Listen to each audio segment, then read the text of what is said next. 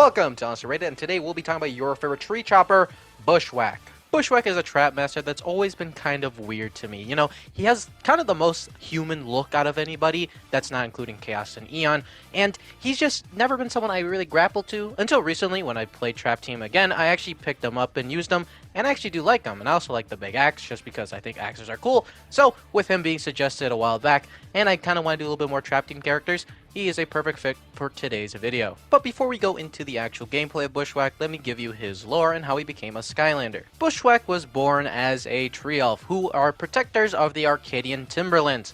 But he is the smallest of his clan, and for some reason, them being sizes, they decided that he was going to go into the deepest part of a wood and train with Arbo, that weird tree guy that has his tongue sticking out. I think he's cool looking though. With Bushwhack training with Arbo, Arbo was able to see that Bushwhack had the heart of a warrior and taught him many secrets, and even gave him the axe that he uses now. Then came a day where some trolls decided to come into the forest, and in Skylander lore fashion, they were able to take out the other elves that were protecting the trees.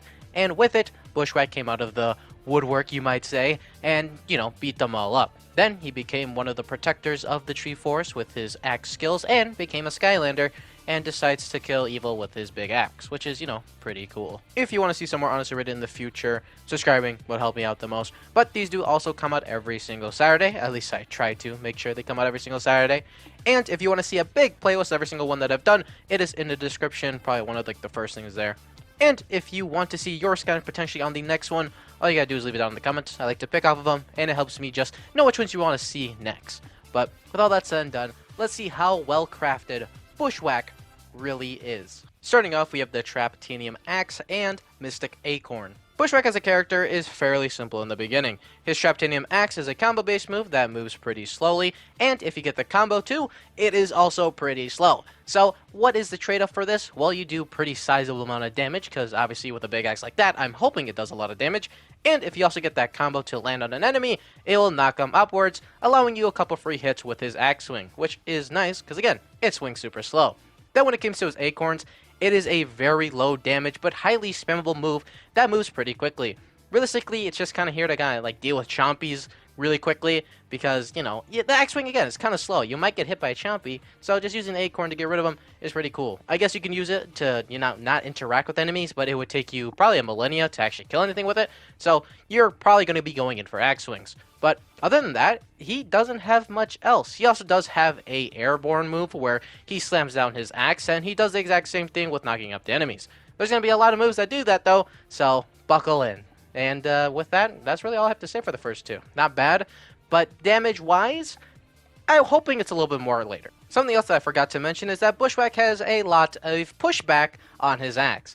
It is fairly nice because, again, big axe, makes sense to have some pushback. It seems to happen every single time you just kind of interact with an enemy or with the first swing of it, and it can be used, kind of push off enemies. It's a little hard at points just because Bushwhack himself doesn't really kind of glide toward a character when swinging. He's very stationary and doesn't really move with them, so you may have to make sure you have to get close to them unless they run away from you, which is these stupid fucking sheep. But other than that, it is actually fairly nice just to make sure you get some space between your enemies and they can't hit you immediately. Next up is going to be Head Bash, and in a nutshell, Head Bash is going to be the third move that we can learn, and it is just a very great way to apply knockback to any enemy. It launches them pretty far. It has a bit of startup time, but nowhere compared to obviously the combo and also the air dive that you can do, and overall just does less damage than them. But again, if you're going to be knocking back enemies, you're probably doing it just to get a little bit of space in, or you're trying to fling them off the side of, a mountain, and damage doesn't really matter at that fact, because if they're down that mountain, they're already dead, so it's pretty good. And again, it can also create some space between you and the enemy, and you can allow yourself to, go up to the enemy, get some free shots in without having to worry if they're going to hit you, if you're going to be able to jump away in time. So, all those cool combo things you can do with it. Then also we have In a Nutshell, which is just some added armor to Bushwhack, which is always nice because he is a primarily melee character that is, always fighting. Then last up we have Nut Grenade, which is a really silly name, and Thorntail. These last two moves are damage upgrades to the first moves that we had with our axe and our acorn, just making them do, honestly, way more damage. First one being Nut Grenade, which just sounds really weird now since I'm older, but it makes our acorns do 20 damage. I don't even know how the Acorn started with 12. That is just like way too low, especially again at level 20. That is its max. I don't even know what the beginning number was at this point, but I don't want to know. So it doing 20 is a lot more beneficial than it doing 12. Then we also have Thorntail, which kind of creates like a thorn line every single time you swing, and instead of it adding damage to the axe itself, it's more of just like its own separate thing where it does 15 damage, and it roughly ticks twice per line on a single enemy. Very nice to get rid of big, groups of enemies, and then also deals with like chompies and stuff like that, just because again, you just have like a lingering line of thorns just kind of sitting there. So yeah, not bad upgrades and pretty simple ones for, our primary path. Now we go on to the Axe Avenger path, where we have an axe to grind and combo attacks to learn. An axe to grind is actual additive damage to the axe itself. It now doing 40 and at its highest doing 56 is a lot nicer comparatively to the beginning ones. But then we also have to learn combo attacks. Now, if you know me, I'm not a big fan of combo attacks. I usually don't think they do too well, and in this case, it's a little bit of a swing and a miss. You see what I did there? Because like you swing an axe, whatever. The one that I find to be a hit is going to be the axe spin. The axe spin is just nice. It does a lot of damage because it's so quick at dealing damage, and you get to move fairly quickly comparatively to just using your normal move. Now, it's not the same amount of damage as just your normal axe because of axe to grind, but again, fast damage, pretty good damage. I feel like it equals out at some point. And again, I really like just how much movement you're kind of given with it. Then the other thing that I don't really like is going to be the one where you kind of just launch yourself through enemies. I just don't see too much value in it. You do 30 damage while you're going through, which isn't as much as the other one, it doing 40.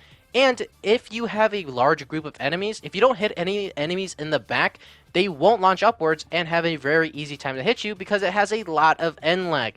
So I just don't see too much reason why you would want to use this move. You can't even follow up with the enemies you hit upwards because, again, it is a very slow move.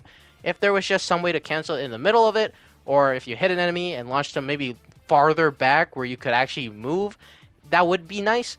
But since they didn't, it's just kind of a move that you kind of either get hit in or you don't, and you just do somewhat okay damage. As if I didn't like the axe spin already, we have Go Nuts, which just adds even more damage to it. This allows for nuts to kind of fall out anytime you use it, and it makes the axe spin last even longer. Reason being is that anytime you press the primary button or your axe swing, for some reason it just kind of keeps going. And I like it for that reason, because now it gets to go longer, it does more damage, and if there's any enemies trailing behind you, those nuts will just hit them. And it's not a lot of damage added on, it's not like you can really aim where you want it to be, but it's still nice, it's still nice. I have to still give it its props. And at the end it does like a kind of like final combustion with a bunch of nuts falling out and just kind of blows up anything near you. The only bad thing about this is that it has a very, very large amount of end lag. But at the same time, you can actually move out of this one comparatively to the one that launches you forward. So for that reason, the spin is the way to go, and that other one is just now honestly just completely worthless. Now we get to go on the Armor Awesomest path, where we have a Bushwhack and Primal Warrior.